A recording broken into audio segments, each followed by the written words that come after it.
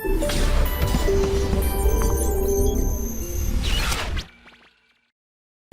Morning students, आप लोगों ने इतने सारे टॉपिक्स एंजॉय किए होंगे होपफुली, और जो भी आपको क्वेरीज़ हों वो आप, मेरा मोबाइल नंबर आपको डिस्प्लेड ही है, वो आप उस पर चाहे तो सेंड कर सकते हैं, और कोई लंबी बात हो तो अपन कॉल भी कर सकते हैं, लेकिन कभी भी कॉल करना हो तो आफ्टर 9 o'clock इन इवनिंग, ठीक है।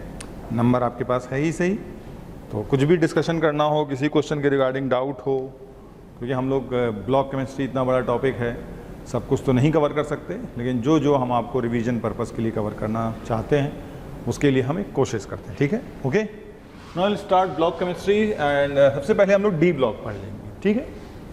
तो डी ब्लॉक में देखें पहले, तो फर्स्ट पॉइंट इसमें है डी ब्लॉक का electronic configuration. Electronic configuration, first point is D block. तो डी ब्लॉक एलिमेंट, जैसे हमें मालूम है कि आपने पीरियोडिक प्रॉपर्टी में पढ़ा है कि D block elements are characterized by entry of differentiating electron in D sub shell. Differentiating electron is last electron with respect to aufbau filling. तो ऑफ बाउ फिलिंग के अकॉर्डिंग जो लास्ट इलेक्ट्रॉन जहाँ जाएगा, जिस शेल में जाएगा, उसी से में उसका नाम होता है। इसी से अपने पास S block, P block, D block and F block, ये सब आप पढ़ चुके हैं। तो जनरल इलेक्ट्रॉनिक कन्फिगरेशन हम लोग क्या लिखते हैं, n-1 बोलो डी 1 to 10, ns बोलो क्या लिखेंगे generally 1 to 2, this is general, और यहाँ पे सम इनर्ट गैस, कुछ इस तरह से, this is general electronic configuration. तो ये है अपना डिफरेंशिएटिंग इलेक्ट्रॉन, यहाँ पर प्रेजेंस है, तो differentiating electron, this is your differentiating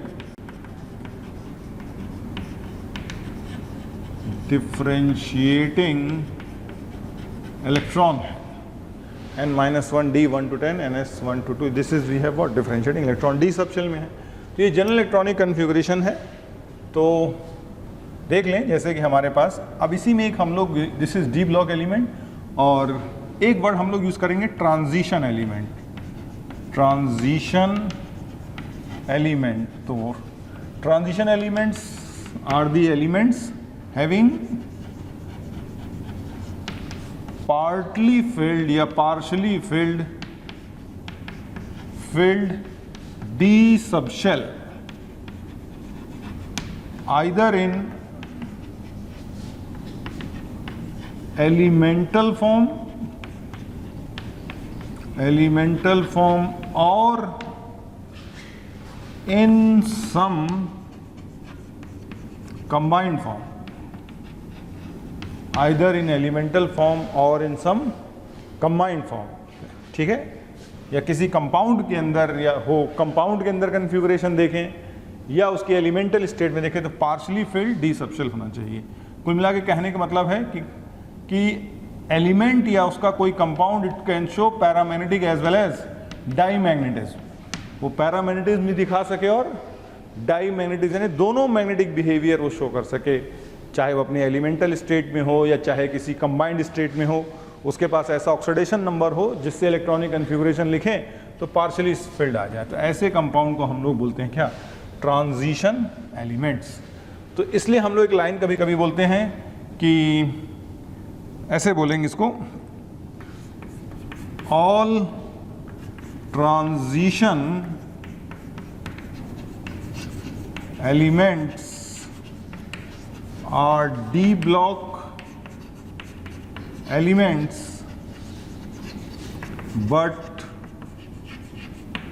all D block elements are not transition element, okay. ये तो देखिए, जैसे अब ट्रांजिशन एलिमेंट आपको पता है पीरियोडिक टेबल में कहाँ है, पीरियोडिक टेबल में एस और पी ब्लॉक के बीच में है, और इस तरह से ये 4 पार्ट में, ठीक है। This is D block element, D block. तो इसमें अगर आप देखेंगे तो क्या दिखेगा आपको कि एलिमेंट्स भरेंगे तो क्या आएगा, यहाँ पे scandium, titanium, vanadium, chromium, iron, Mn, फिर Mn के बाद क्या आएगा, सॉरी Mn, आयरन, कोबाल्ट, निकल, कॉपर एंड जिंक, इस तरह से, ठीक है। और इसी को हम लोग बोलते हैं फर्स्ट ट्रांजिशन सीरीज।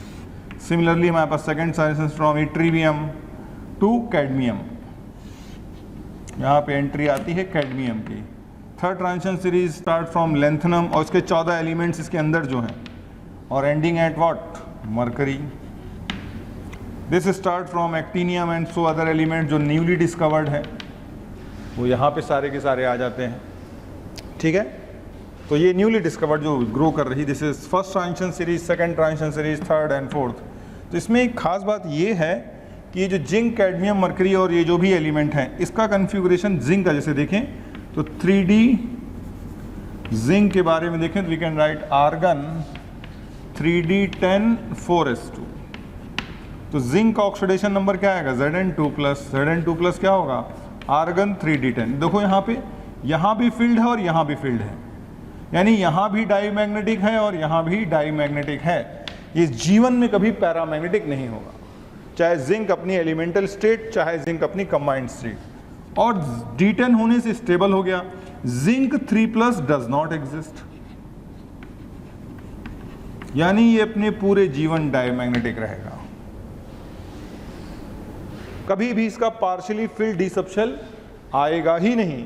यही काम कैडमियम, यही मरकरी के साथ। कॉपर में अगर देखें तो कॉपर भी है 3D10 4s1। Now copper, this is paramagnetic, presence of one unpaired, but copper exists as +1 in 3D10 which is dimagnetic, and copper also exists in 3D2+ which is 3D9. Now again it is paramagnetic, it can show both magnetic behavior. तो both magnetic behavior कब show कर पाएगा, जब partially filled d subshell होगा, और इस तरह से। So zinc, cadmium, mercury are what, d block elements। ये सारे के सारे d block element हैं। और ये वाला पार्ट देखें, अगर ये तो डी ब्लॉक एलिमेंट्स हैं, और अगर ये वाला पार्ट देखें तो ये वाला पार्ट यहां से लेकर कॉपर ग्रुप तक, ये वाला हिस्सा,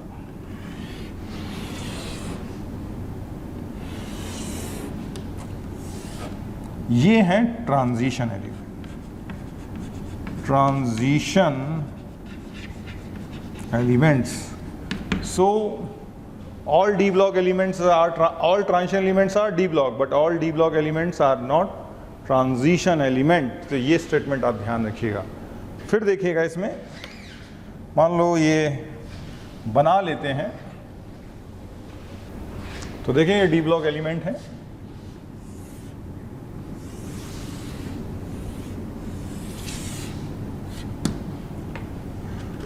like scandium, titanium, vanadium, chromium, manganese, iron, cobalt, निकल, कॉपर एंड जिंक।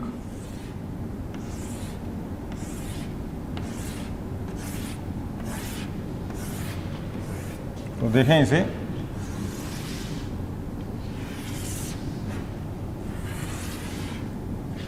इस तरह से है।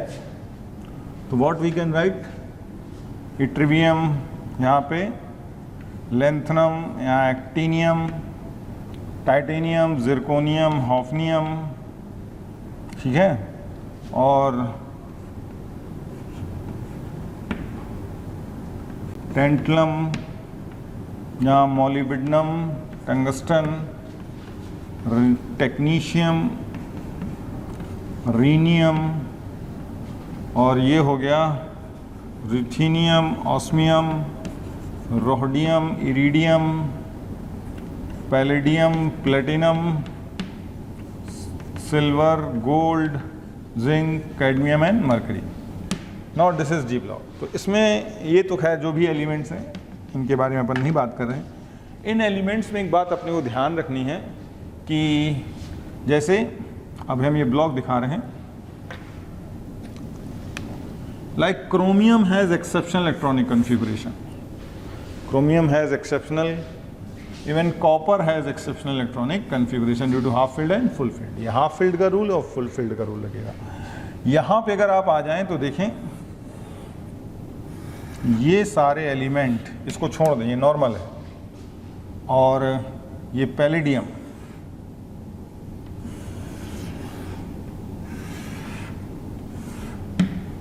और यहाँ पे देखें तो गोल्ड एंड प्लेटिनम. तो इस तरह से इसको छोड़ दें, बीच में टेक्नीशियम को छोड़ दें.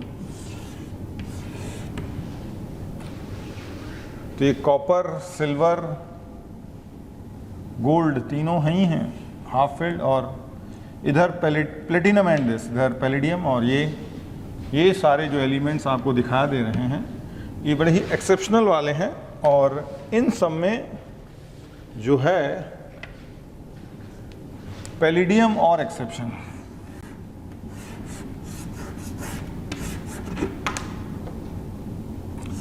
Palladium is further more exception. Palladium निकल ग्रुप का मेंबर है, तो इसका कन्फिगरेशन जैसे निकल का क्या है 3d8 4s2, और पैलेडियम की बात करें तो क्या होना चाहिए था 4d8 5s2. This is theoretical electronic configuration, लेकिन एक्सपेरिमेंटली ये पाया गया कि इसका कॉन्फ़िगरेशन है 4d10 5s0. This is experimental electronic configuration, और वो भी इसलिए क्योंकि ये डाईमैग्नेटिक है. ये होता तो पैरामैग्नेटिक हो जाता. तो इसका डाईमैग्नेटिज्म एक्सप्लेन करने के लिए तो palladium has special case where we have zero. बाकी जितने टेक्नीशियम तो इट इज़ नॉट एक्सेप्शन, इसको क्रॉस कर दें, it is not exception, normal है. तो बाकी सारे एलिमेंट जो इसके अलावा दिख रहे हैं they are the situation we have where we have NS1, यानी यहाँ NS1 की सिचुएशन है. इन सिस्टम्स में NS1 की सिचुएशन है. तो these are the element having exceptional electronic configuration. कभी पूछा जाए प्लेटिनम का तो निकल, पैलेडियम, प्लेटिनम, तो प्लेटिनम इज एन एक्सेप्शन. तो प्लेटिनम अपना एक्सेप्शन हो जाएगा. क्या हो जाएगा अगर प्लेटिनम का कॉन्फ़िगरेशन कभी एग्जाम में आ जाए कि right electronic configuration of platinum, तो प्लेटिनम भी अपना एक्सेप्शन है, और गोल्ड भी है. तो प्लेटिनम का कॉन्फ़िगरेशन क्या होना चाहिए था 5d8 6s2 होना चाहिए था. दिस इज थ्योरेटिकल, लेकिन प्लेटिनम है क्या 5d9 6s1. This is experimental. ये बाकी सब तो 1 इलेक्ट्रॉन वाले हैं, अपने को 1 इलेक्ट्रॉन करना, बाकी जो भरेंगे d में भरेंगे. लेकिन palladium is exception of exceptions, इसलिए ध्यान रखिएगा. इसलिए कभी कभी किसी बुक में वैसे तो यही लिखते हैं, लेकिन कभी कभी ये कन्फिगरेशन हम लोग थोड़ा चेंज कर देते हैं. ऐसे लिख देते हैं इनर्ट गैस n-1 d, बोलो 1 to 10 ns 0 to 2. ये 0 क्यों लिया गया है just to cover palladium, just to cover what palladium की. 0 भी आ सकता है only in case of palladium. तो ये है general, these are the exceptional electronic configuration. These are the elements of D block having exceptional electronic. तो आप ये ध्यान रखिएगा कभी एग्जाम में आ जाए तो इसको लिखा जाए कि सही क्या है, तो आप उसी ऑर्डर में मत लिख दीजिएगा, ठीक है. तो नेक्स्ट देखते हैं. दिख रहा है एक की जैसा बन गया है सिस्टम में, एक की जैसी कहानी बन गई है. एक चाबी रखी हुई है पीरियोडिक टेबल में, तो ये ध्यान रखिएगा, ठीक है. नेक्स्ट देखते हैं हम लोग अब इसी में ही आगे. तो first point is regarding electronic configuration. Second point जो है, अब थोड़ा सा देखिएगा, और दूसरी प्रॉपर्टी जो हम लोग पढ़ेंगे. सेकंड पॉइंट जो है ट्रांजिशन एलिमेंट्स और डी ब्लॉक एलिमेंट्स की है. It is variable oxidation number की प्रॉपर्टी. वेरिएबल ऑक्सीडेशन नंबर की प्रॉपर्टी है. तो यहाँ पे ट्रांजिशन एलिमेंट्स अपनी वेरिएबल ऑक्सीडेशन स्टेट शो करते हैं, और वो वेरिएबल ऑक्सीडेशन स्टेट देखिएगा like scandium is what 3d1 4s. Scandium only shows +3, but titanium shows, titanium क्या हो जाएगा, टाइटेनियम इज 3d2 4s2, तो पहले इलेक्ट्रॉन s से लॉस होते हैं और फिर d से। Scandium only +3 because 3 electron loss करने के बाद इनर्ट गैस बन जाएगा। स्कैंडियम अगर आप लिखेंगे तो क्या आएगा, आर्गन 3d1 4s2, तो ये तीनों एक साथ ही लॉस करके इमीडिएटली इनर्ट गैस। बाकी औरों में मुश्किल पड़ती है, तो ये आप ध्यान रखिएगा। तो टाइटेनियम की स्टेट जो आती है, इट इज़ फ्रॉम +2 प्लस यहाँ से लॉस कर s इलेक्ट्रॉन तो एक साथ लॉस होते हैं, +2 +3 +4 टाइटेनियम फॉर्म्स दिस। वेनेडियम की बात करेंगे तो क्या हो जाएगा, वेनेडियम क्या हो जाएगा 3d3 यहाँ से +2 से लेकर +5। क्रोमियम +1 से स्टार्ट करेगा, +1 से लेकर +6। Mn +2 से लेकर +7 तक। आयरन जनरली +2 +3, आगे अभी पॉसिबल नहीं हुआ है। Cobalt only +2 and +3। निकल +2 +3 +4 तक गया है। Copper only +1 and +2। Zinc only +2। These are the variable, और ऐसे ही कुछ इनके होते हैं नीचे वाले मेंबर्स के। तो नाउ एक बात खास बात जो देखने वाली है इसमें कि क्रोमियम और कॉपर ही हैं जिनका ऑक्सीडेशन नंबर कहाँ से स्टार्ट होगा, +1 से। बाकी सबका क्या स्टार्ट हो रहा है, +2 से स्टार्ट हो रहा है, दिखा है। इसी तरह लेंथिनाइड्स में भी जनरली +3, ये भी +3। Most common valency of lanthanide and actinide is what, +3 like this. तो जिंक, कैडमियम, मरकरी में भी हम लोग बोल सकते हैं +2।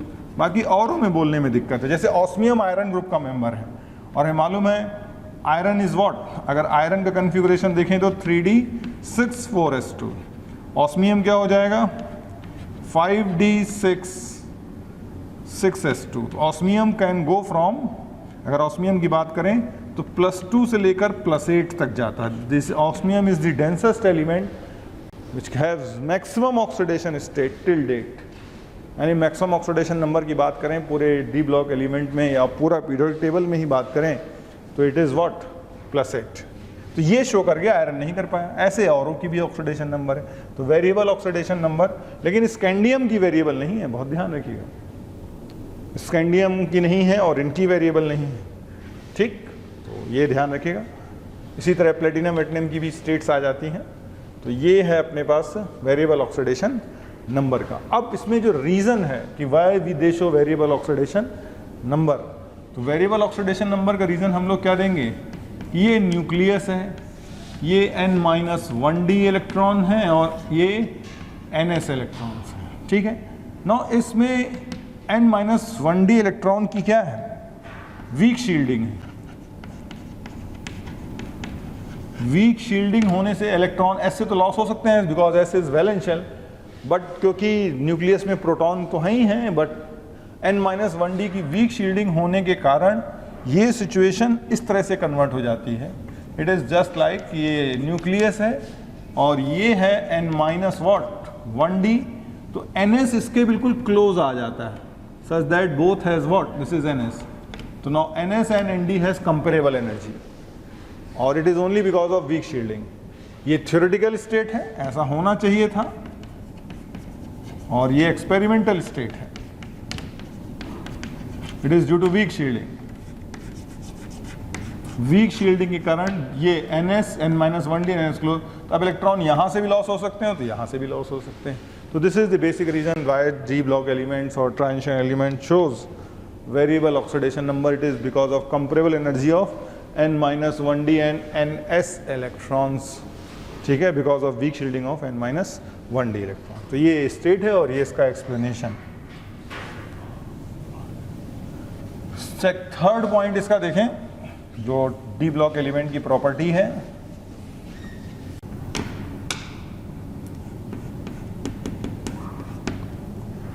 थर्ड पॉइंट देखें, कैटालिटिक प्रॉपर्टी, ठीक है। Transition elements are good catalyst, ये आपको पता ही है कि they show form wide range of what, catalyst. तो उसमें ध्यान रखिएगा catalytic property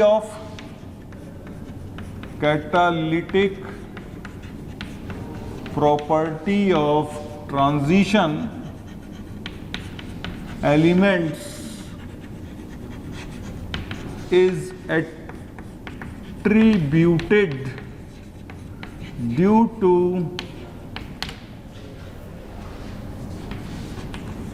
weak shielding of n minus 1d electron or due to variable oxidation number, यानी बेसिक रीजन इसका वेरिएबल ऑक्सीडेशन नंबर ही है। इसके कारण they act as what, good catalyst. आपके पास बहुत सारे एग्जांपल्स आप इस बात को सपोर्ट करने के लिए दे सकते हैं। जैसे हम लोग बोलते हैं Ziegler Natta catalyst, Ziegler Natta catalyst. तो Ziegler Natta catalyst is used for preparation of high density polythene. आप लोगों को पता ही है, हाई डेंसिटी पॉलीथीन में हम लोग क्या यूज करते हैं, TiCl4 प्लस Al(C2H5), इस मिक्सचर को बोलते हैं जिगलर नाटा कैटलिस्ट। आपने पॉलीमराइजेशन में पढ़ा होगा इसका मैकेनिज्म भी। तो एक ये हो गया like Wilkinson catalyst, Wilkinson's catalyst. Wilkinson catalyst is triphenyl phosphine rhodium chloride complex.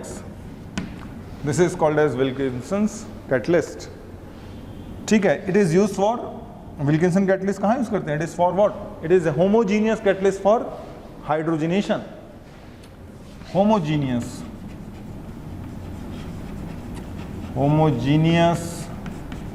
catalyst for hydrogenation.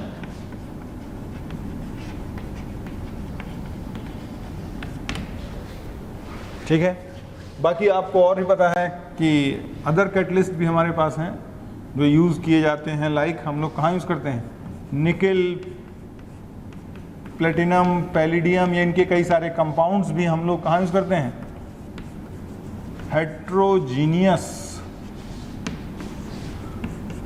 Catalyst for hydrogenation में आप ऑर्गेनिक केमिस्ट्री में पढ़ते हैं। इसी तरह प्लेटिनम डाइऑक्साइड भी आल्सो यूज़ होता है हेट्रोजीनियस कैटलिस्ट, और ऐसे ना जाने कितने अदर आप एग्जांपल दे सकते हैं। Iron is used as catalyst और iron molybdenum promoter, this is used in Haber's process. Haber's process. और आपको मालूम है divanadium pentoxide catalyst is used in contact process for industrial preparation of sulphuric acid. वैसे बहुत सारे ऑर्गेनिक केमिस्ट्री में तो ना जाने कितने एग्जाम्पल भरे पड़े हैं जहाँ आप ये शो कर सकते हैं कि transition elements are good catalyst. और अब एक्सप्लेनेशन देने की कोशिश करते हैं कि ये कैटलिटिक प्रॉपर्टी उनके वेरिएबल ऑक्सीडेशन नंबर, कभी एग्जाम में आए कि catalytic property of transition element is because of their variable oxidation number, and variable oxidation number क्यों है, because of weak shielding of n-1d electron. तो ये हम देखो एक्सप्लेन करने की कोशिश करते हैं। तो देखो इसमें ध्यान से कि जैसे आप लोग केमिकल काइनेटिक्स में पढ़ते हैं, this is potential energy versus progress of reaction. Let's say this is some reaction, reactant goes to product, this is transition state, let's say I am calling as R hash.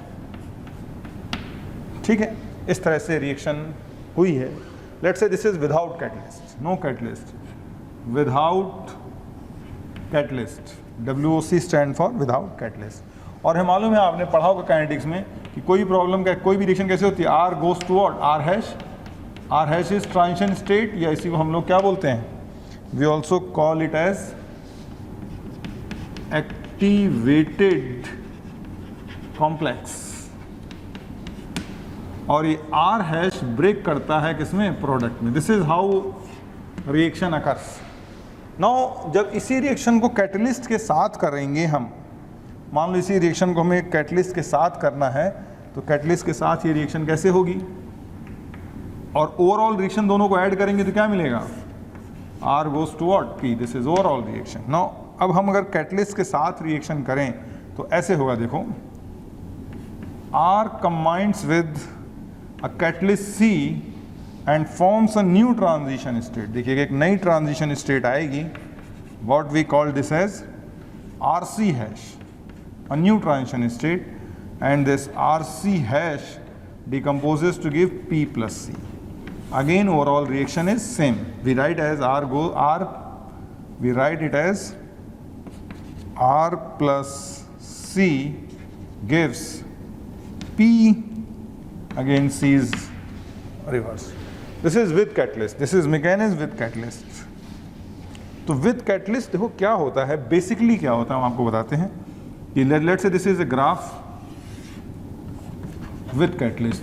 Now this is your RC hash, a new transition state. So हम लोग क्या बोलेंगे कि casually हम लोग कभी कभी बोल देते हैं कि catalyst lowers the activation energy. वो तो ठीक है, ये लोअर हो गई एक्टिवेशन एनर्जी, वो तो प्रोमोटर है तो लोअर हो गई है, रिटार्डर है तो हायर हो जाएगी, एक डिफरेंट है. लेकिन बेसिक बात ये है कि catalyst provides an alternate path for the reaction. Reactant से प्रोडक्ट लाने का एक अल्टरनेट पाथ है, और जितनी आसानी से ट्रांजिशन स्टेट बनेगा उतनी आसानी से प्रोडक्ट बनेगा. ठीक है, तो ये ध्यान रखिएगा. नाउ अब इसी आरसी हैश फॉर्मेशन में ये प्रॉपर्टी छुपी है, variable oxidation number. Now RC hash is a compound, तो कंपाउंड होगा तो ऑक्सीडेशन नंबर आएगा, इसी में वो प्रॉपर्टी छुपी पड़ी है. तो जब ये आर और सी कंबाइन करेंगे, जब रिएक्टेंट कंबाइन करेगा कैटलिस्ट के साथ, तो प्रोडक्ट प्लस कैटलिस्ट होगा, बनने की कोशिश करेगा, तो क्या आएगा कि कैटलिस्ट जाएगा रिएक्टेंट के पास और उससे आर्ग्यू करेगा और उससे कंपाउंड बनाएगा विद लोअर एनर्जी, और लोअर एनर्जी बन गया तो प्रोडक्ट आ गया. ये सारी सिचुएशन, और इस प्रॉपर्टी में क्या यूज करना हमने, वेरिएबल ऑक्सीडेशन नंबर कंपाउंड बनाने के लिए. यानी ये सिचुएशन ऐसे ही है कि जैसे आप किसी शॉप में मान लो शर्ट खरीदने जा रहे हो, शर्ट खरीदने जा रहे हैं तो आपको मान लो शर्ट खरीदनी है, तो अगर आप शॉप में गए तो किसी ने शर्ट दिखाई 200 की, 400 की, 500 की, और आपको पसंद नहीं आई, तो आप उस शॉप से बाहर आ जाओगे. लेकिन आप ऐसी किसी शॉप में जाएं जहां शर्ट 200 से लेकर 10,000 की हो, आप हर शर्ट में कुछ कमी निकालें, फिर आपको दुकानदार दूसरी शर्ट दिखाएगा, नहीं ये देखो, ये देखो, ये देखो. तो कहीं ना कहीं अगर उसके पास इतनी वाइड रेंज है 200 से 10,000 की, तो कहीं ना कहीं आपको कन्विंस कर ही लेगा, और उस दुकान से आप बिना शर्ट लिए नहीं निकल पाएंगे अगर आप वाकई शर्ट लेने गए हैं तो वैसे ही कैटलिस्ट है. कैटलिस्ट आर्ग्यू करेगा रिएक्टेंट से, अच्छा तुम्हें कौन सी स्टेट पसंद है, +2 पसंद है, अच्छा +2 नहीं पसंद है, +3 पसंद है, +4 पसंद है, +5.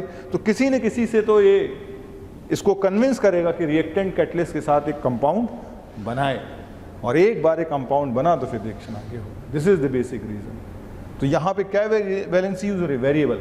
आखिर किस वैलेंसी से तुम एक स्टेबल कंपाउंड बनाओगे ताकि उसकी एनर्जी बढ़ा के हम फिर ट्रांजिशन स्टेट बना लें और फिर ट्रांजिशन स्टेट को डिकम्पोज करके प्रोडक्ट बना सके. This is how catalyst convinces the reactant for formation of product more easily using its property of variable oxidation number. ठीक है, तो देखें इसे. तो ये अपनी थर्ड प्रॉपर्टी हो गई.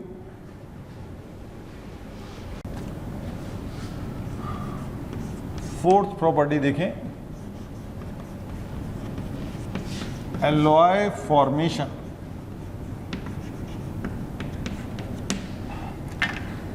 Next property is alloy formation. Now transition element forms wide range of alloys due to their property of comparable atomic radius.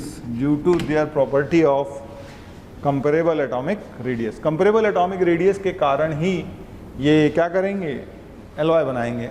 And alloys जो होते हैं, alloys are basically substitution product. ये ध्यान रखना अपने को, एलॉयज आर बेसिकली व्हाट, बोलो, substitution product. तो देखें जैसे कि आपने पहले हमने आपको बताया भी था पीरियोडिक प्रॉपर्टी में, अगर ट्रांजिशन एलिमेंट्स में एटॉमिक रेडियस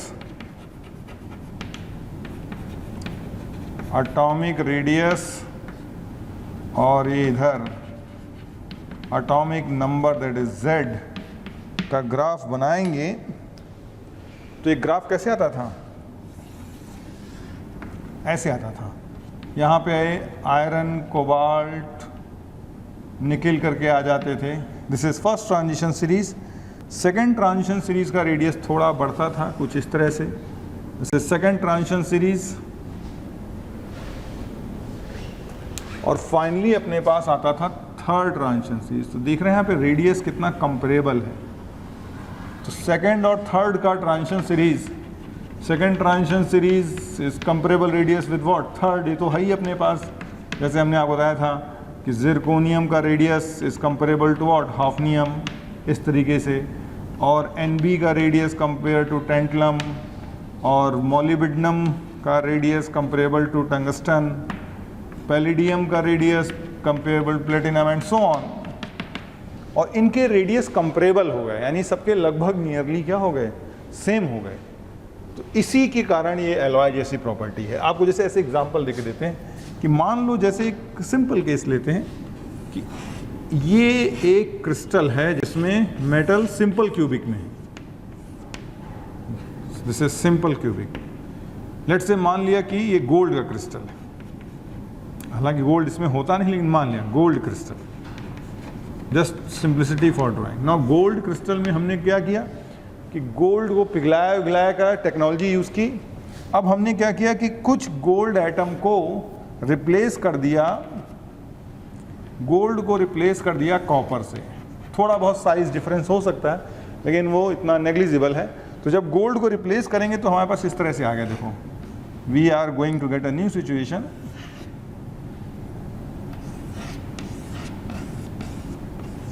नो, अब ये कॉपर का आ गया, दिस इज एलॉय, और यहां से गोल्ड का एक एटम सब्स्टिट्यूट कर गया, ये है एलॉय अपने पास ऐसे। तो एलॉयज आर बेसिकली, और ये सब्स्टिट्यूशन क्यों हुआ, कॉपर के क्रिस्टल से गोल्ड को निकालना क्यों आसान हो गया, गोल्ड क्रिस्टल से कॉपर, क्योंकि both has what, comparable, this gold and this, इसलिए। और इसको कभी कभी बोलते हैं होस्ट लैटिस, जो ज्यादा अमाउंट में हो। तो ये सब्स्टिट्यूशन, इसको निकाल करके ये सेट क्यों कर पाए, because of only comparable radius. इसी को बोलते हैं एलॉयज। एलॉयज के फॉर्मूले आप लोग सॉलिड स्टेट में लिखना तो पढ़ते हैं कि कोई यूनिट क्रिस्टल है जिसके अंदर फेस सेंटर्ड पे कॉपर है और कॉर्नर्स पे गोल्ड है, बताओ उस एलॉय का फॉर्मूला क्या है। ये सारी प्रॉपर्टीज आप लोग सॉलिड स्टेट में पढ़ते हो, how to write the formula of alloy.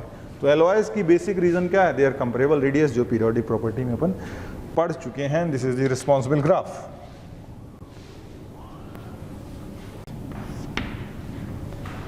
Fifth देखें, फिफ्थ प्रॉपर्टीज की, interstitial compound formation.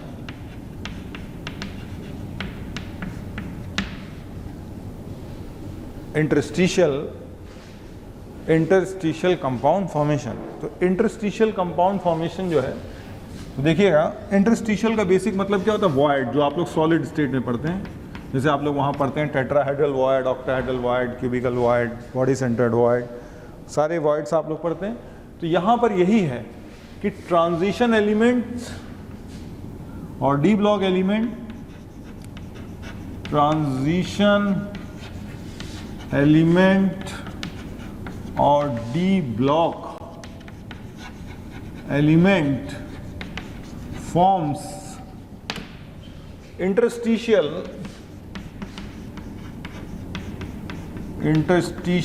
compound with carbon, with boron,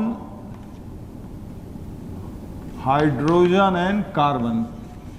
ये तीन एलिमेंट हैं जिसके साथ वो इंटरस्टिशियल कंपाउंड बनाते हैं। बोरॉन या हाइड्रोजन, बोरॉन, कार्बन, या जो भी ऑर्डर में लिख लें आप। तो इनके अब इंटरस्टिशियल कंपाउंड का क्या होते हैं, and interstitial compound are basically addition product, basically addition product, they are basically addition products, यानी ऐड होने से आए हैं। इसलिए density so relatively denser and harder than host. तो देखो ऐसे दिखाते हैं इसमें how I want to represent, voids में जाते हैं, क्योंकि ये देखिएगा जैसे मान लो ये आपके पास ऐसे सिंप्लिसिटी के लिए लिया, लेट्स से गोल्ड क्रिस्टल। अब गोल्ड क्रिस्टल के अंदर देखो ये वॉइड स्पेस है, यहाँ भी कुछ नहीं है, दिस इज अ वॉइड। तो इस वॉइड स्पेस में 3 एलिमेंट्स इसमें like boron, hydrogen and carbon, ये 3 एलिमेंट्स जो हैं इनके एटॉमिक रेडियस इस तरीके से हैं कि ये इसमें एडजस्ट हो सकते हैं। और आपने रेडियस रेशियो की कंडीशंस तो सब पढ़ी रखी हैं। रेडियस रेशियो की रेंज क्या थी बोलो, 0.155 से बोलो 225, फिर क्या थी रेंज 0.225 टू 0.414, फिर 0.414 टू 0.732। आप उम्मीद है आपने सब पढ़ा होगा सॉलिड स्टेट में रेडियस रेशियो की रेंज। अरे पढ़ा ही नहीं पढ़ा है सब, ये रेडियस रेशियो की रेंज है, आप लोगों ने पढ़ा होगा, ठीक है। This is for tetrahedral void, this is for octahedral void, this is for planar triangular planar void, ठीक है। तो उम्मीद आपने देखा होगा। तो अब यहाँ पे ये तीनों एटम के साइज ऐसे हैं कि ये जो रेडियस रेशियो की कंडीशन है R/R, R is the ratio of atom going in void. R, capital R किसका रेडियस है, यहाँ पे इनका सबका रेडियस है R। इसी को बोलते हैं होस्ट और इसको बोलेंगे guest. It is like host and guest relationship. तो यहाँ पे जब ये जाएगा तो इस तरीके से ये होस्ट का क्रिस्टल है और एक कॉपर और जो भी है वो इसके अंदर देखो एडजस्ट हो गया, इसलिए इसकी डेंसिटी बढ़ गई। और एडजस्ट इसलिए हुआ है क्योंकि यही अपनी रेडियस रेशियो कंडीशन सेटिस्फाई कर पाया है। तो ये है basic property called as interstitial compound formation. Now next property, that is 7th, we have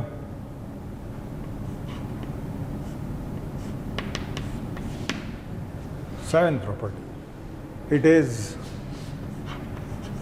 non-stoichiometric compound formation. Non stoichiometric compound formation, ये भी एक प्रॉपर्टी है।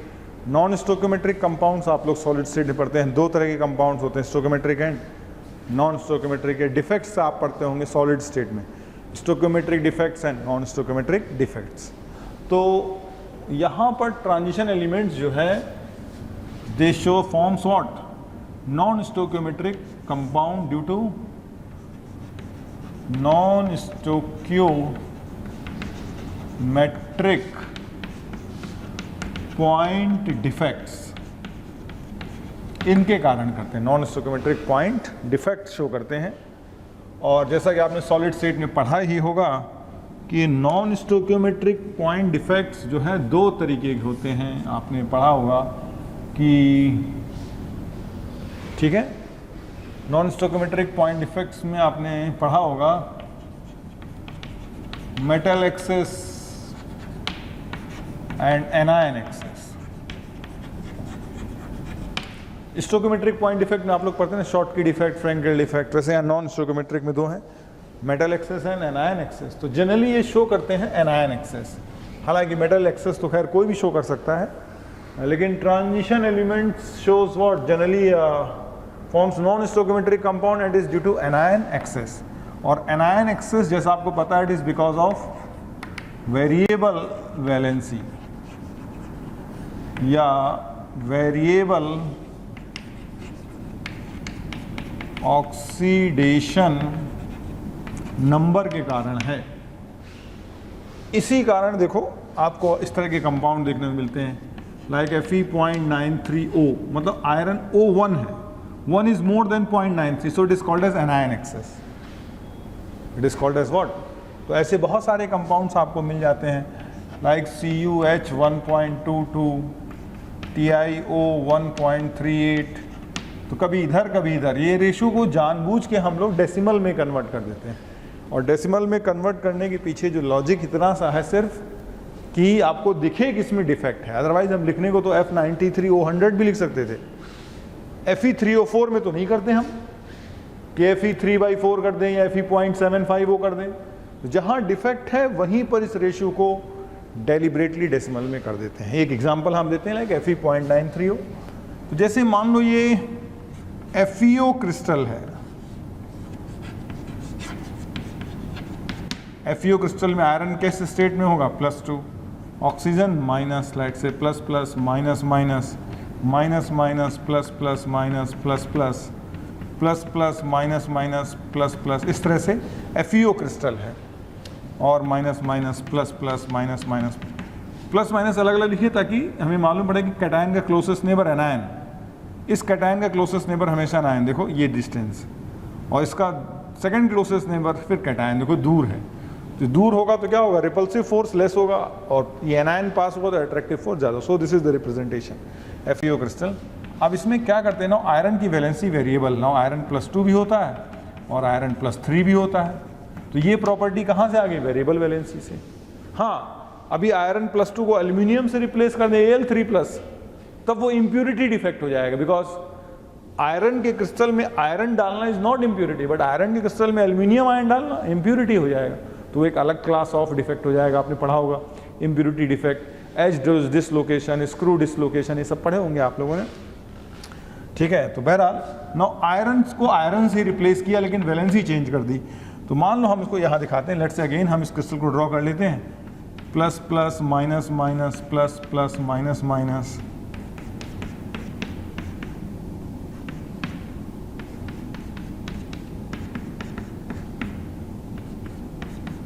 इस तरीके से कुछ। नाउ अब हमें मालूम है आयरन +2 से रिप्लेस हुआ, तो ये रिप्लेसमेंट का सिंपलेस्ट तरीका क्या हो सकता है कि 3, कम से कम इतना तो हुआ ही हो, 3 फेरस रिप्लेस हुए हों बाई 2 फेरिक, कम से कम तो ये हुआ, बाकी और भी चाहे तो आप बड़ा घटा सकते हैं।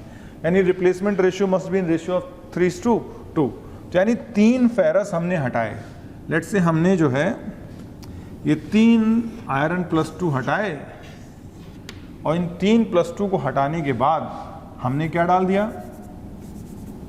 आयरन किस स्टेट का, +3 स्टेट का, ताकि चार्ज बैलेंस रहे। और मालूम पड़ा ये वैकेंसी खाली हो गई। यहाँ पहले कौन था, कैटायन, इसलिए इस पोजीशन को हम लोग कभी कभी बोलते हैं कैटायनिक वैकेंसी। अब इस सिस्टम में फेरस भी है और फेरिक भी है, बट टोटल पॉजिटिव चार्ज और टोटल नेगेटिव चार्ज क्या है, इक्वल है। तो ये है non stoichiometric compound.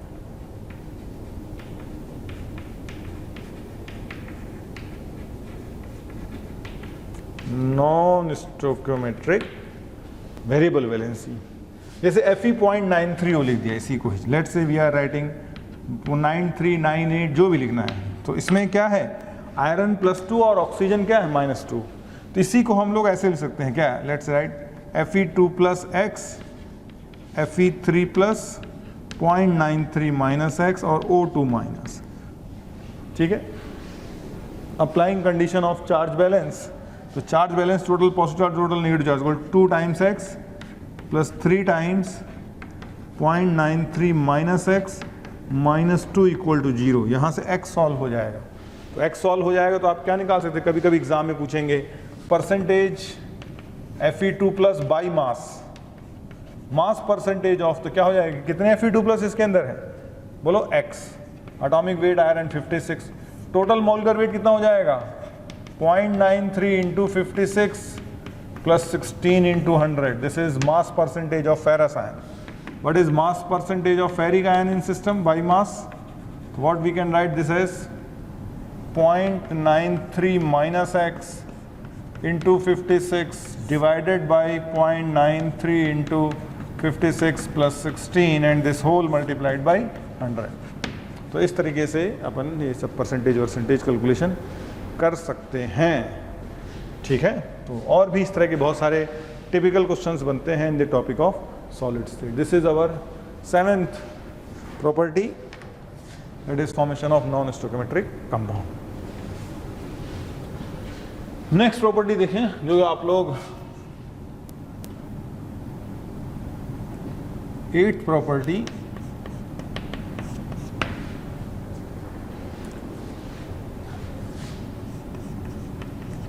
High heat of atomisation, high heat of atomisation या high melting and boiling point, high melting और बॉइलिंग पॉइंट। तो जैसे आपको मालूम है कि transition element has high heat of atomisation. What is heat of atomisation? किसी atom को सॉलिड लिक्विड जिस स्टेट में हो, कोई एलिमेंट है मान लो, ये चाहे सॉलिड है, उसके एटम्स को सॉलिड लिक्विड जिस भी फेज में है, एटम को हमें ले जाना है कहाँ? गैस फेज में। इसमें जो एनर्जी लगे Q, this Q is called as heat of atomisation. इस हीट को ही हम लोग बोलते हैं हीट ऑफ व्हाट? बोलो, एटोमाइजेशन।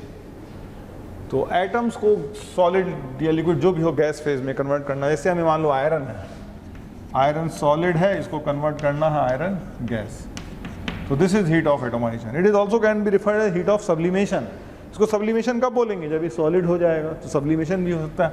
लेकिन यहाँ पर भी क्या है? Mercury liquid goes to mercury gas, तो यहाँ नहीं सब्लिमेशन बोल सकते, बट दोनों ही कौन सी हीट है? Heat of atomisation. तो इनकी हीट ऑफ एटोमाइजेशन हाई है, और ये मालूम है heat of atomisation is proportional to the strength of metallic bond,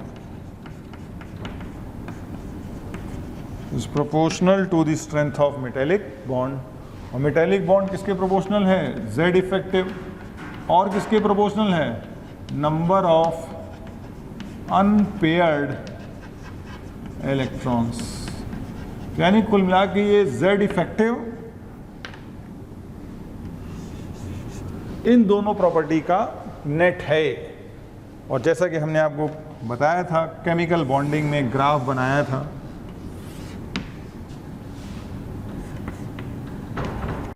heat of atomisation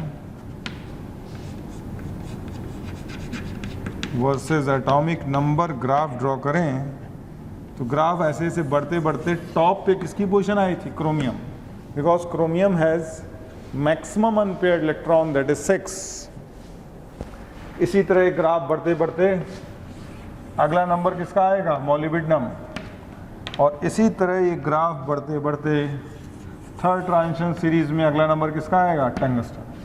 तो chromium, molybdenum, tungsten has more unpaired electrons, और इसी कारण जो है, और ये मालूम है कि डाउन द ग्रुप अगर हम बढ़ते हैं, अगर डाउन द ग्रुप जाएं, तो chromium, molybdenum and tungsten, Z effective, that is effective nuclear charge increases. ये भी कंट्रीब्यूट करता है इन हाई हीट ऑफ एटोमाइजेशन। तो कभी आए तो ये ध्यान रखिएगा, अनपेयर्ड इलेक्ट्रॉन के टर्म्स में अरेंज कर दीजिएगा बस। 9th प्रॉपर्टी देखें, like complex formation. Complex formation ये सब आप लोग कोऑर्डिनेशन कंपाउंड में पढ़ ही चुके हैं। Complex formation is proportional to what? Z effective. Greater the effective nuclear charge, more is the formation tendency. तो इसके बारे में कुछ नहीं पढ़ना है, इसलिए टॉपिक प्रो है। Next what we have, what? Magnetic nature. Magnetic nature, इसके बारे में भी अपन पढ़ चुके हैं।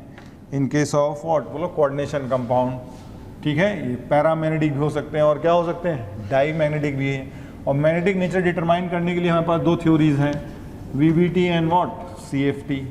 इनसे हम मैग्नेटिक नेचर, और मैग्नेटिक नेचर में क्वांटिटी कैलकुलेट करते हैं, म्यू स्पिन।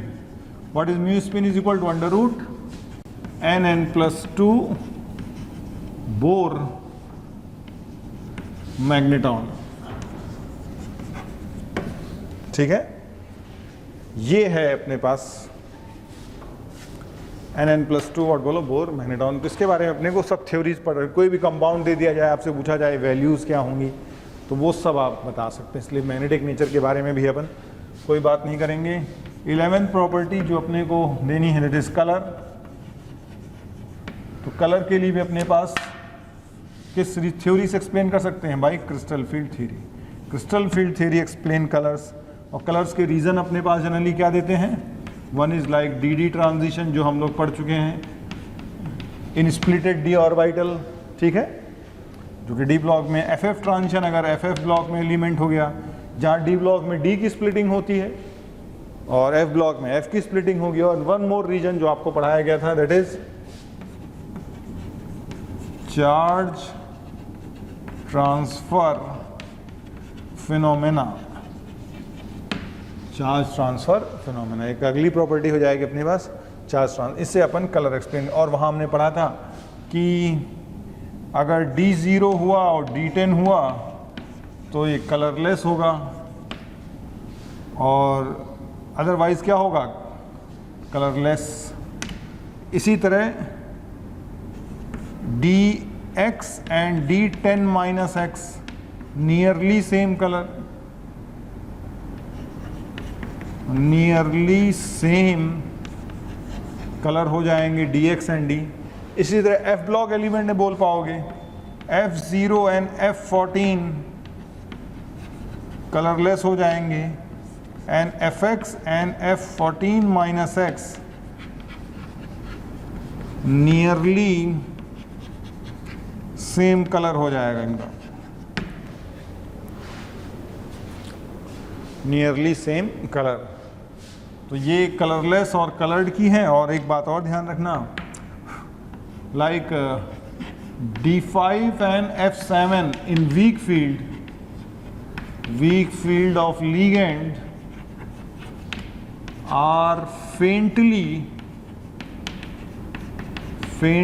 colored। बहुत हल्का सा ही कलर होता है, लेकिन कलर्ड तो है, ये तो कंफर्म, हल्का सा ही सही, लेकिन इट इज कलर्ड। तो ये आप कलर की प्रॉपर्टीज ध्यान रखिएगा, ठीक है।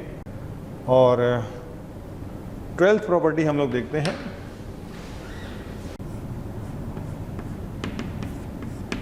Twelfth we have electrode.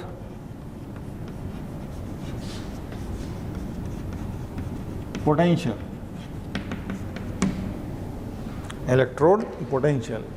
तो जैसा आप लोग को पता ही है कि जब इलेक्ट्रोकेमिस्ट्री में आपने पढ़ाई होगा, मान लो ये कोई सिस्टम है containing metal ion Mn+, metal ion Mn+, इसमें हमने एक रॉड डाली मेटल की, सेम मेटल की।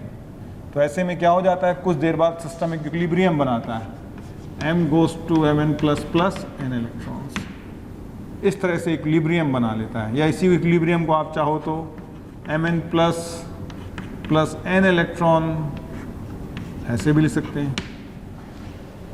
और this cell develop somewhat charge, कुछ ये पॉजिटिव हो सकता है तो ये नेगेटिव या reverse. Now this is called as electrode potential. अब एक पोटेंशियल डिफरेंस डेवलप हो गया रॉड और सॉल्यूशन के बीच में, बिकॉज आयन सेपरेट हो गए। लेकिन हमें आपने इलेक्ट्रोकेमिस्ट्री में पढ़ाई है कि absolute value of electrode potential can not be determined. ये आपने पढ़ा ही पढ़ा है, the absolute value of electrode potential can not be determined, ठीक है। तो इसको स्टैंडर्ड हाइड्रोजन इलेक्ट्रोड से कलेक्ट कर देते हैं, पोटेंशियोमीटर से कनेक्ट कर देते हैं, आप लोग पढ़ते ही पढ़ते हैं। और इसी को हम लोग कभी कभी अगर इस फॉर्म में लिखेंगे तो उसको क्या लिखेंगे, E0 M goes to Mn+, that is oxidation potential. और इस फॉर्म में लिखेंगे तो लिखेंगे क्या है, E0 Mn+ goes to M and we called as reduction potential या स्टैंडर्ड रिडक्शन पोटेंशियल, कभी कभी बोलते हैं SOR बोल देते हैं, स्टैंडर्ड रिडक्शन पोटेंशियल। इसको standard oxidation potential, standard reduction potential SRP, और standard oxidation. Standard means not, not means standard condition. तो इसके रिगार्डिंग हम बोलना चाहेंगे ना, ये इक्वेशन है, मान लो ऑक्सीडेशन की बात करें, इसकी हम बात करते हैं ऑक्सीडेशन की। तो ऑक्सीडेशन जो ये रिएक्शन है, मेटल किस स्टेट में है, सॉलिड, ये एक्वेस और ये इलेक्ट्रॉन्स। अब इसी रिएक्शन को देखो, मेटल सॉलिड है तो metal solid goes to what, metal gas. इसमें एनर्जी क्या लिखेगी, delta H atomisation. Metal gas goes to Mn plus gas, इसमें एनर्जी क्या लिखेगी, डेल्टा एच आयनाइजेशन। ठीक है, पूरी एनर्जी लगेगी delta H ionisation, which is sum of what, delta H ionisation 1 से लेकर n तक, डेल्टा एच आयनाइजेशन n। ठीक है, फिर Mn gas goes to what, combines with water excess and forms Mn plus aqueous। इसमें energy release होती है। ये दोनों तो एंडोथर्मिक हैं, यानी ये साइन पॉजिटिव होना है, आयनाइजेशन भी positive. This is delta H hydration energy. Hydration energy ये नेगेटिव होता है, और तीनों को ऐड करें अगर, तब ये रिएक्शन आएगी। Metal solid goes to what, Mn plus aqueous plus n electron. So delta H of this process is equal to delta H atomization plus delta H ionization plus delta H hydration energy। यानी इस reaction का कहानी जानने के लिए आपको 3 तरह की एनर्जी ऐड करनी पड़ेंगी। ठीक है, 3 तरह की एनर्जी ऐड करनी पड़ेगी। ठीक है, और इसी के आगे आप फिर बाद में आप इसी को क्या क्या लिख सकते हो, बोलो, delta G is equal to what, delta H minus T delta S. And what is delta H here, sum of 3। तो डेल्टा एस भी क्या होगा, सम ऑफ 3। एंट्रोपी भी तो ऐसे ही होगी। So delta S is equal to delta S atomisation plus ये और ये सब हो जाएगा। इसलिए delta G is equal to क्या, 3 ये वाली 3 ये वाली, तब ये ऐड करोगे डेल्टा जी आएगा इसका। और डेल्टा जी जैसे आपने इलेक्ट्रोकेमिस्ट्री में पढ़ा है, this is equal to minus n F E naught. और ऑक्सीडेशन की बात हो रही तो ऑक्सीडेशन पोटेंशियल यहाँ से निकलेगा, यानी ई नॉट ऑक्सीडेशन क्या हो गया अपने पास। Finally E naught oxidation potential जो है निकालना चाहें तो E naught oxidation is equal to what, minus delta G by N F, which is equal to delta H minus T delta S by N F, जिसमें delta H में 3 editions और delta S में 3 additions. ये delta H 3 quantity को add करके बनेगा, that is delta H atomisation, delta H ionisation and delta H hydration energy. इसी तरह ये डेल्टा एस भी 3 को ऐड करके बनेगा, delta S atomisation, delta S ionisation and delta S hydration energy. इसीलिए इसको डायरेक्टली निकाल नहीं सकते, इसलिए बार बार हमको एक्सपेरिमेंट से ही आइडिया लगेगा। और हमें मालूम है electrochemical series starting from lithium, hydrogen, let's say ending eight platinum, this is electrochemical series. तो आपने पढ़ा होगा कि लिथियम का रिडक्शन पोटेंशियल क्या होता है, नेगेटिव होता है। E naught standard reduction potential lithium क्या होता है, नेगेटिव होता है। हाइड्रोजन 0 होता है और ये ई नॉट रिडक्शन पॉजिटिव होता है। तो इसका मतलब क्या हुआ, अगर रिडक्शन नेगेटिव है तो इसका मतलब ऑक्सीडेशन पॉजिटिव होगा। इसलिए लिथियम का ई नॉट ऑक्सीडेशन पॉजिटिव हुआ, और ई नॉट ऑक्सीडेशन पॉजिटिव हुआ, इसका डेल्टा जी नेगेटिव हुआ, यानी स्पॉन्टेनियस हुआ। यानी लिथियम अपने आप को इलेक्ट्रॉन लॉस करने की कोशिश करेगा, क्योंकि लिथियम का ऑक्सीडेशन पोटेंशियल ये सब तो नेगेटिव हैं। रिडक्शन नेगेटिव मतलब ऑक्सीडेशन पॉजिटिव, यहाँ पे रिडक्शन पॉजिटिव तो ऑक्सीडेशन नेगेटिव। तो यहाँ से हमें बताने में कोई दिक्कत नहीं कि लिथियम में का ऑक्सीडेशन पोटेंशियल सबसे ज़्यादा है। यानी 3 बातों पे डिपेंड करेगा, एटोमाइजेशन, आयनाइजेशन एंड हाइड्रेशन। ठीक है, और ये दोनों तो क्या है, प्लस प्लस हैं, और ये क्या है, माइनस हैं। और हम कोशिश करें कि डेल्टा एच नेट माइनस में ही आए, माइनस में होगा तो ही delta H G is equal to delta H minus T delta S, यानी डेल्टा एच माइनस में होगा तो ये नेगेटिव होगा, अच्छा ही बात है। टी तो ऑब्सोल्यूट है और हम चाहते हैं डेल्टा एस तो बढ़ ही रहा, देखा एंट्रोपी तो बढ़ी रही है, यानी डेल्टा एस जो होगा इसका पॉजिटिव आएगा तभी ये, और ये क्वांटिटी नेगेटिव नेगेटिव करके नेगेटिव आएगी, और जितना ज़्यादा ये नेगेटिव होगा उतना अच्छा अपने लिए। यानी लिथियम वाले केस में सब बहुत स्पॉन्टेनियस है कि इसकी एटोमाइजेशन एनर्जी भी कम होगी, आयनाइजेशन एनर्जी भी कम होगी और हाइड्रेशन एनर्जी बहुत ज़्यादा होगी। तो यानी जिन जिन सिस्टम्स में ये हाइड्रेशन एनर्जी एक्सेसिवली ज़्यादा है उसका ऑक्सीडेशन पोटेंशियल पॉजिटिव है। तो यानी अगर आपको कभी से रिलेटेड कोई सवाल आए तो electrochemical series is the only thing. हमें मालूम है कि ई नॉट जिंक का रिडक्शन पोटेंशियल नेगेटिव है, इसका मतलब जिंक का ऑक्सीडेशन पोटेंशियल क्या हो गया, पॉजिटिव, यानी जिंक में प्रोसेस क्या हो गया, फिजिबल हो गया। कॉपर सिल्वर गोल्ड यहाँ आएंगे, कॉपर सिल्वर गोल्ड मरकरी सब इधर मिलेंगे, तो इन सब का रिडक्शन पोटेंशियल क्या हो गया, पॉजिटिव हो गया। यानी इन सब में ये रिएक्शन बहुत मुश्किल हो जाएगी। या आप ये ध्यान रखिएगा कि ट्रांजिशन एलिमेंट्स में जिंक हमेशा क्या है, नेगेटिव रिडक्शन पोटेंशियल है, बाकी कॉपर सिल्वर गोल्ड ये सब क्या है, पॉजिटिव ऑक्सीडेशन पोटेंशियल वाले हैं। एक आयरन और एक जिंक यहाँ जो ऊपर मिलते हैं, आयरन एंड जिंक का पोटेंशियल क्या है, रिडक्शन पोटेंशियल नेगेटिव है, बाकी मोस्ट ऑफ दी का क्या है, positive.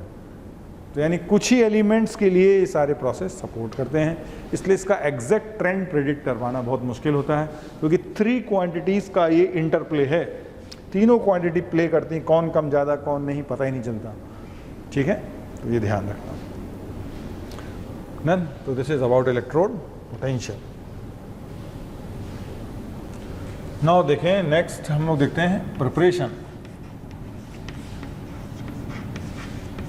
Preparation and properties of K2Cr2 7 and KMnO4, इन दो कंपाउंड्स की प्रिपरेशन एंड प्रॉपर्टीज़ के बारे में अब हम लोग देखते हैं। Preparation and properties of K2Cr2 7 and KMnO4। तो प्रिपरेशन में देखते हैं, तो पहले देखें K2Cr2O7 पोटेशियम डाइक्रोमेट,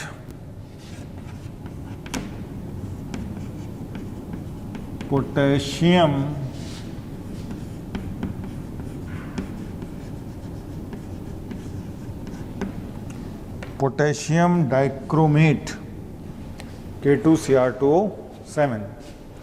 तो देखें, इसमें इसको प्रिपेयर करते हैं हम लोग क्रोमाइट ओर से। क्रोमाइट ओर इज FeCr2O4, या इसको लिखते हैं FeO.Cr2O3। We call this as chromite ore. It is green colored ore, क्योंकि फेरस सॉल्ट भी ग्रीन होते हैं और क्रोमियम +3 सॉल्ट्स भी ग्रीन होते हैं, ग्रीन कलर की ओर है। तो पहला काम तो अपन इसको क्या करेंगे, now we will go for gravity separation.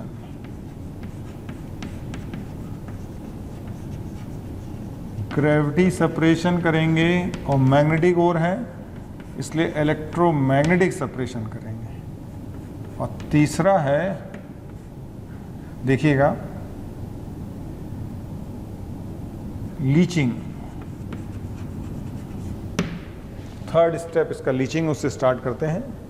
And that to be in fused state. FeCr2O4 को ट्रीटमेंट करते हैं NaOH या Na2CO3 से, और दोनों को मॉल्टन स्टेट में लेते हैं। And we pass O2 from air. तो इसमें ओर सेलेक्टिवली रिएक्ट करेगी, और जो भी इसके अंदर अदर इम्प्योरिटीज हैं वो रिएक्ट नहीं करेंगी, and it forms Fe2O3 plus Na2Cr4। अगर NaOH लिया है तो H2O इज द प्रोडक्ट, और Na2CO3 लिया है तो CO2 इज द, बस इतना ही डिफरेंस आएगा। H2O is the product, H2O, और Na2CO3 लिया CO2। अब ये क्या Fe2O3 आपको मालूम है, it is brown solid insoluble in water, और ये भी सॉलिड स्टेट में ही बना क्योंकि फ्यूज सिस्टम था, अभी तो सॉलिड ही है। This is yellow solid soluble in water है, yellow solid soluble in water, तो दो बने हैं। तो इन्हीं दोनों सॉलिड्स को क्या करेंगे, पहले तो ठीक है, ये जो सॉलिड मिले हैं इसको इसका करेंगे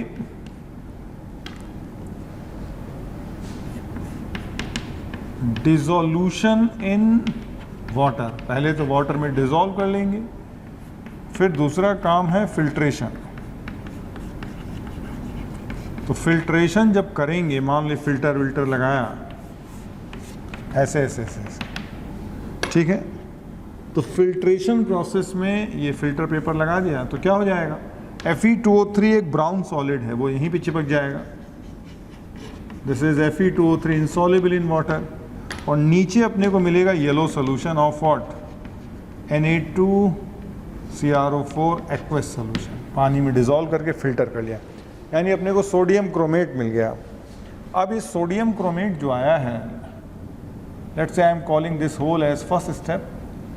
सेकेंड स्टेप में अपने को क्या करना है, सोडियम क्रोमेट जो आया है इसमें एसिड डाल देना, H2SO4। तो एसिडिक मीडियम में क्रोमेट आयन क्या कर जाता है, डायमराइज कर जाता है।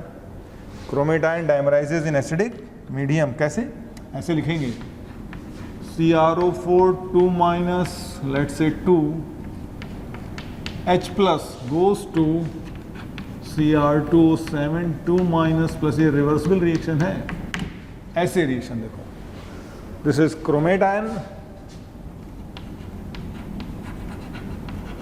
Chromate ion, this is dichromate ion, ये ऑरेंज होता है और ये येलो होता है, दिस इज डाइमराइजेशन, या इसी रिएक्शन को ऐसे भी लिख सकते हैं आप, डाइमर बनाने से डाइमराइजेशन प्रोसेस। इसी में अगर H+ दोनों साइड जोड़ दें, we can also write the equation as this, 2 times CrO4 2- plus 2H+ gives Cr2O7 2- plus H2। इसलिए एसिडिक मीडियम जैसे ही डालोगे, एसिडिक मीडियम किससे प्रोवाइड करेंगे, H2SO4 से, तो ये क्रोमेट किस में कन्वर्ट हो जाएगा, ड्राई क्रोमेट। तो what it will form, Na2Cr2O7 plus Na2SO4 plus H2O। अब ये येलो से हो गया है ऑरेंज, और थर्ड स्टेप में हम लोग क्या करेंगे कि इसी Na2Cr2O7 में KCl और डालेंगे, और KCl डाल के करेंगे क्रिस्टलाइजेशन। तो क्रिस्टलाइजेशन में आपको पता है जिसकी सॉल्युबिलिटी कम होती है वो पहले बाहर आ जाएगा, तो मालूम पड़ा Na2Cr2O7 प्रेफरेंशली कम्स आउट, और KCl जो है NaCl पानी में छूट जाएगा, aqueous, this preferentially crystallises, sorry K2, यानी पोटेशियम डाइक्रोमेट सॉलिड क्रिस्टल्स हमें मिल गए। और we prefer potassium dichromate over sodium dichromate because sodium dichromate is deliquescent, absorbing moisture from atmosphere, but K2Cr2O7 is non-deliquescent, does not absorb। तो इससे क्या होगा कि अगर हम पोटेशियम डाइक्रोमेट का कोई सैंपल लें, मान लो उसमें 80% लगा हुआ है लेवल, तो 10-15 साल बाद ही लेवल 80% का सही रहेगा, क्योंकि वो एटमॉस्फेयर से मॉइस्चर एब्जॉर्ब नहीं कर रहा है। बट अगर सोडियम डाइक्रोमेट लें, मान लो उसमें 80% लगा है, तो उसने एब्जॉर्ब कर लिया मॉइस्चर, तो ये जो 80% की प्योरिटी है, ये डेटा है, ये रॉन्ग हो जाएगी। इसीलिए हम लोग पोटेशियम डाइक्रोमेट प्रेफर करते हैं in volumetric titrations. It can be used as primary standard in volumetric titrations because it is non deliquescent, क्योंकि हमें मालूम है कि जो परसेंटेज प्योरिटी इसके लिखी हुई है इस पर वो बिल्कुल सही है और वो टाइम पे अफेक्ट या चेंज नहीं होती है. और इसका डेटा एग्जैक्ट होगा, कंसंट्रेशन इसका एग्जैक्ट बना पाएंगे तो ही जिस सोल्यूशन को इससे टाइट्रेट कर रहे हैं उसकी एग्जैक्ट रीडिंग आएगी या सही रीडिंग आएगी. और सोडियम डाइक्रोमेट यूज़ करेंगे तो जो सोच रहे हैं पहले वही गलत है और गलत आंसर से फिर बाकी आंसर सारे गलत हो जाएंगे. This is the reason that we prefer potassium dichromate over sodium dichromate. तो ये है situation. This is preparation of what, K2Cr2O7. अब हम प्रॉपर्टीज़ की बात कर लेते हैं. तो क्रोमाइट ओर से इसकी प्रिपरेशन है. दिस इज योर क्रोमाइट ओर. ठीक है, यहाँ से ये 3 स्टेप्स के बाद ये सारी कहानी इस तरह से फ्लो करेगी. तो नेक्स्ट देखें इसकी प्रॉपर्टीज़ के बारे में. ना प्रॉपर्टीज़ में देखें तो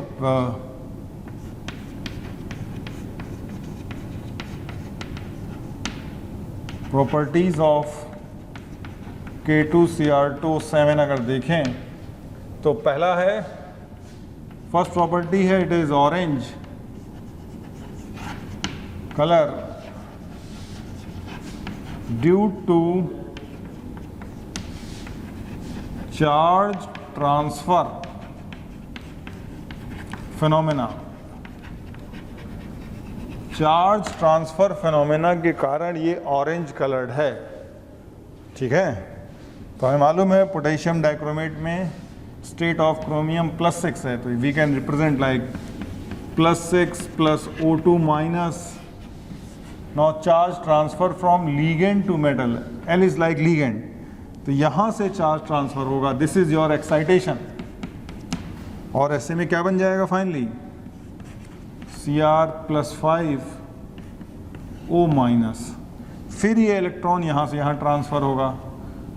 charge transfer from metal to ligand, this is de-excitation. और फिर से स्टेट आएगी और इस तरह से ये ऑरेंज कलर का कंपाउंड दिखेगा. This is charge transfer. Second, इसकी बात ध्यान रखना है स्ट्रक्चर. स्ट्रक्चर में it is consist of dichromate ion, ये आयन है. क्रोमियम का हाइब्रिडाइजेशन D3S है और D3S से टेट्राहेड्रल. ठीक है, और 2 स्ट्रक्चर हम लोग बनाएंगे इसके. एक स्ट्रक्चर जो कॉम्प्लेक्स मान के बनाया जा रहा है दैट इज़ क्रोमियम +6 और oxide ion as a ligand हैं जो डोनेट कर रही हैं, जो एक्सप्लेन करेंगी क्या. और एक ऑक्साइड आयन बीच में है, वो बाइडेंटेट लीगेंड की तरह बिहेव कर रहा है.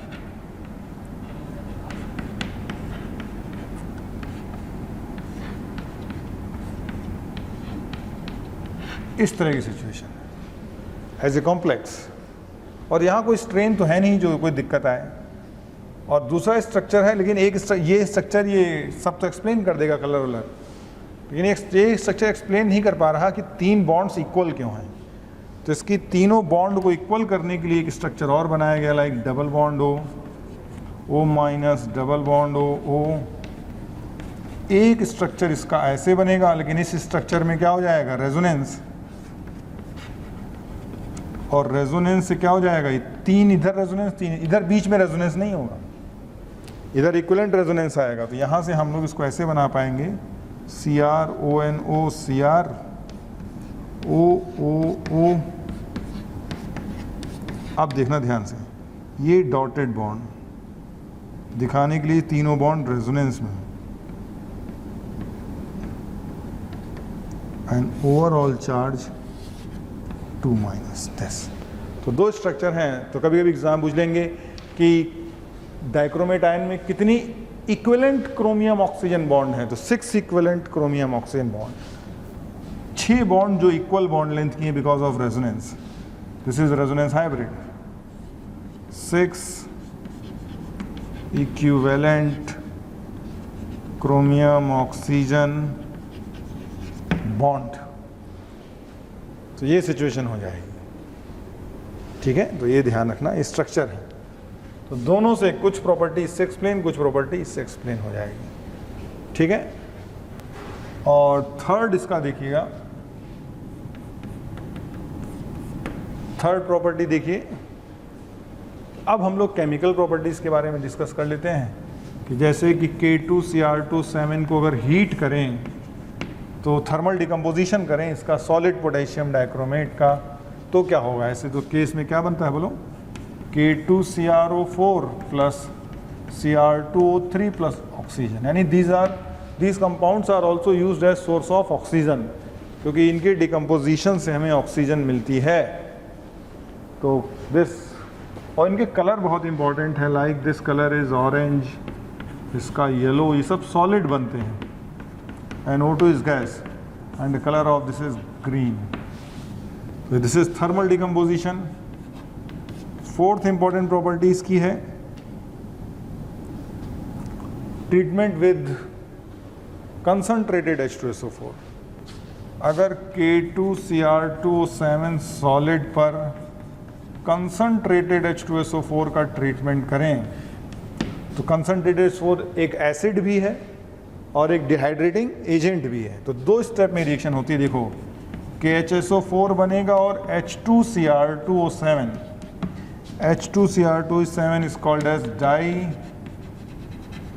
डाइक्रोमिक एसिड, H2Cr2O7 डाइक्रोमिक एसिड, ये तो एसिड की प्रॉपर्टी हो गई।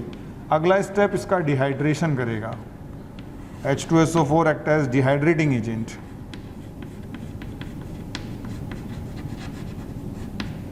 एजेंट की काम मॉइस्चर निकालेगा और एक कंपाउंड बना देगा CrO3 solid, this is Ruby red solid. ये बहुत इंपॉर्टेंट है कि अगर पोटेशियम डाइक्रोमेट के ऑरेंज सॉलिड क्रिस्टल पे कंसंट्रेटेड H4 डाला जाए तो रूबी रेड कलर्ड सॉलिड मिलता है।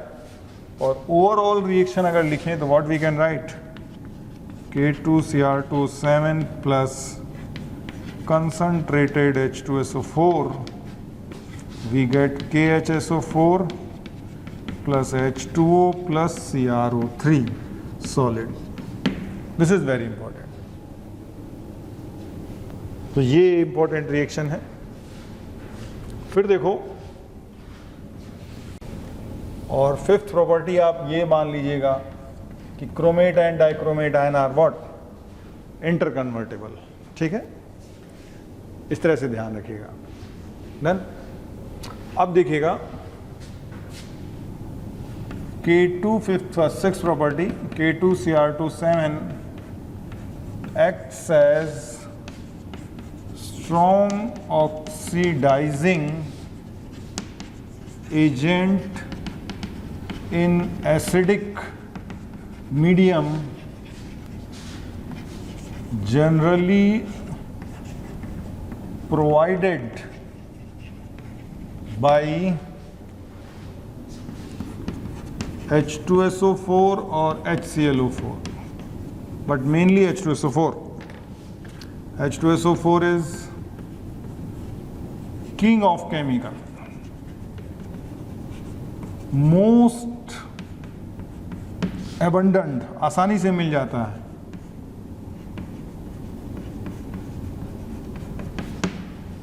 Most abundant, it is king of chemical, it is most abundant।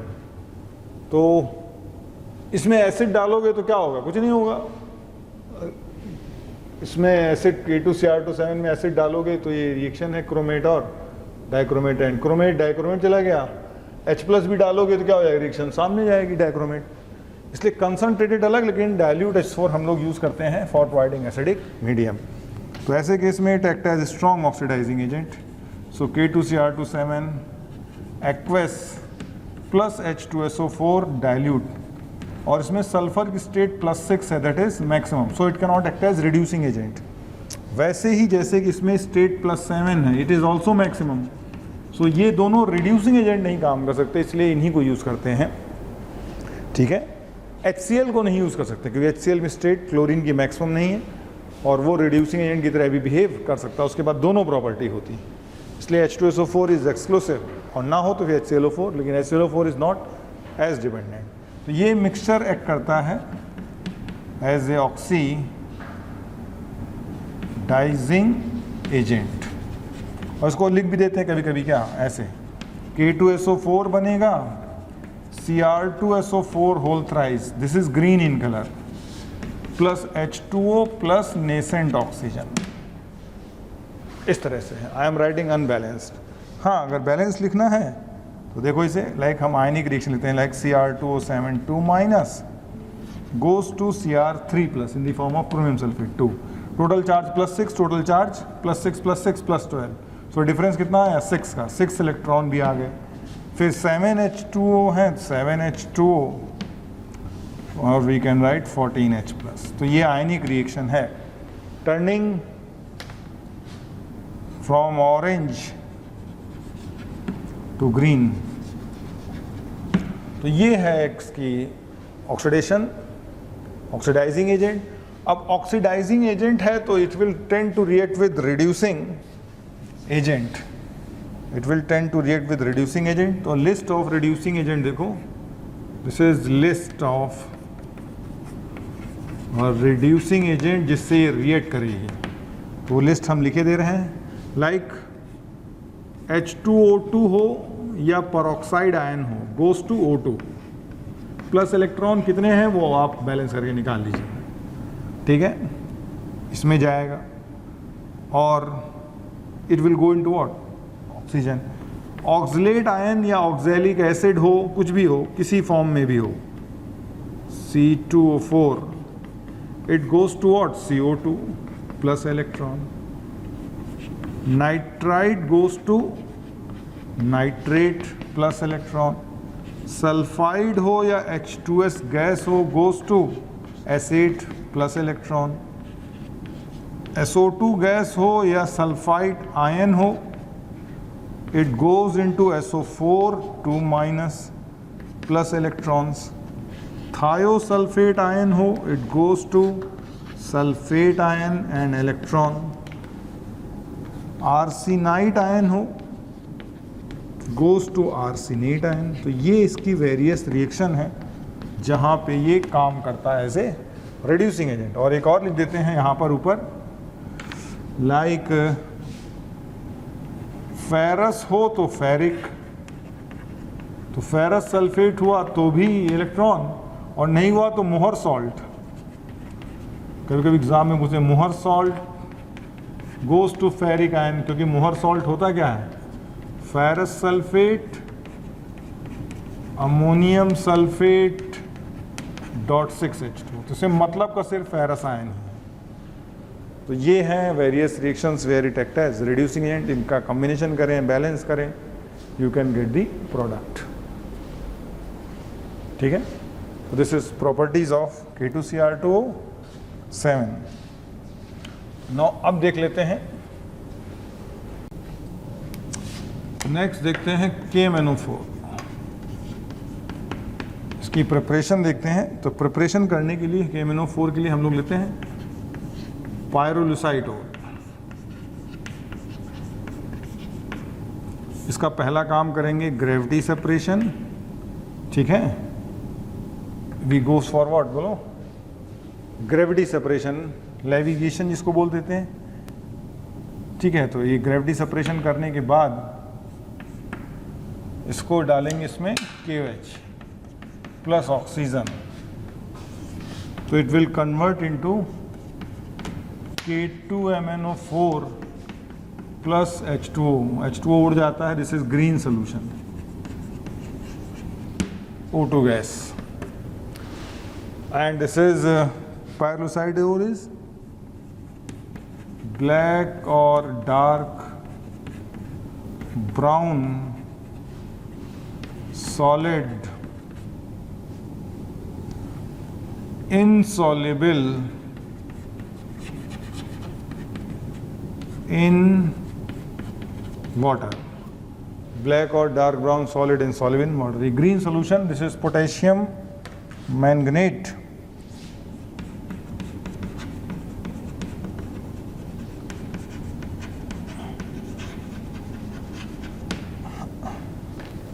अब इस पोटेशियम मैंगनेट को अपने को कन्वर्ट करना है KMnO4 में, और इसके लिए करते हैं हम लोग ऑक्सीडेशन। ऑक्सीडेशन भी दो तरीके के हो, क्योंकि हमें मालूम +6 है, +6 से जाना कहाँ अपने को है +7, +6 स्टेट से जाना कहाँ है +7, ऑक्सीडेशन करेंगे। सो दो ऑक्सीडेशन करते हैं हम लोग, one is called as chemical oxidation and other is called as electrical oxidation, और यही है अपना industrial process. Electric chemical oxidation generally ozone से कर देते हैं। अब यहाँ तो केमिकल रिक्वायर्ड है, इलेक्ट्रिकल ऑक्सीडेशन में कुछ इलेक्ट्रिकल एनर्जी की रिक्वायरमेंट है जो आसानी से अवेलेबल हो जाती है। तो इलेक्ट्रिकल ऑक्सीडेशन में क्या करते हैं, कंटेनर लिया जिसमें लिया K2MnO4 एक्वस, स्टील के इलेक्ट्रोड्स डाले, ये ध्यान रखिएगा, और इलेक्ट्रोलाइज करेंगे। तो व्हाट इज यहाँ पे क्या रिएक्शन आएगी, क्योंकि मालूम है एक्वस सोल्यूशन है तो कौन डिस्चार्ज करेगा, H+ will discharge to give half H2 gas, और anode this is reaction at occurring at बोलो कैथोड। एनोड पे क्या होगा, एनोड पे क्या आएगा कि MnO4 2- जो यहाँ से बनेगा goes to what MnO4- plus electron. इसलिए सोल्यूशन पहले ग्रीन होगा और बाद में थोड़ा पिंक होगा, और जैसे जैसे आगे बढ़ेंगे it will transform into purple. और इसी सोल्यूशन का सब कुछ जब हो जाए तो कर लें क्रिस्टलाइजेशन, तो will get crystals of KMnO4 solid. तो ये अपना प्रिपरेशन है। प्रॉपर्टीज में ध्यान रखिएगा,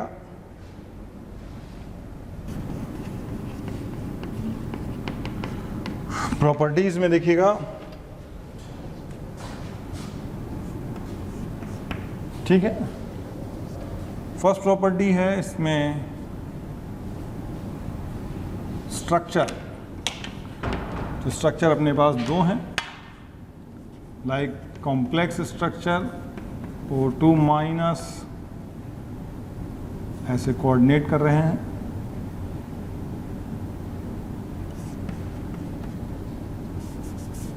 लाइक O2- ऐसे, इस तरह से net charge minus, oxidation number +7 और एक K+, ये है इसका structure. And one more structure जो हमने आपको बताया, इट इज Mn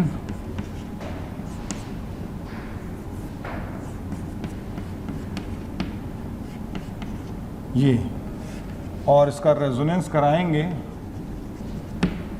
तो ये रेजोनेंस में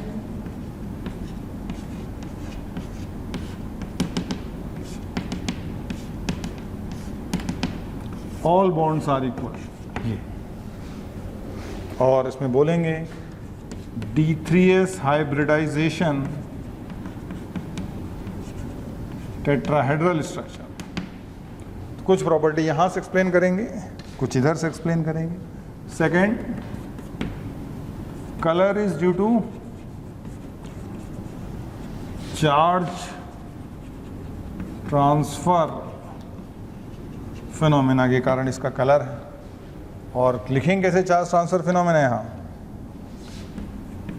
Mn7+ O2- goes to Mn6+ plus O-. Charge transfer from ligand to metal is excitation, and charge transfer from metal to ligand is de-excitation.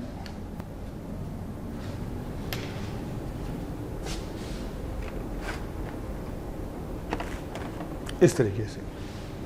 तीसरी property है जैसा हमने बताया था, थर्मल डिकम्पोजिशन। तो KMnO4 सॉलिड को हीट करेंगे, we get K2MnO4 plus MnO2 plus O2। ये ग्रीन सॉलिड है, ये ब्लैक सॉलिड है, और O2 गैस ये पर्पल कलर का सॉलिड है, डार्क पर्पल लाइक दिस। फिर KMnO4 को ट्रीटमेंट करें कंसंट्रेटेड H2SO4 से, तो इट गिव्स KHSO4 प्लस क्या मिलेगा HMnO4 that is called as manganic acid. Per manganic acid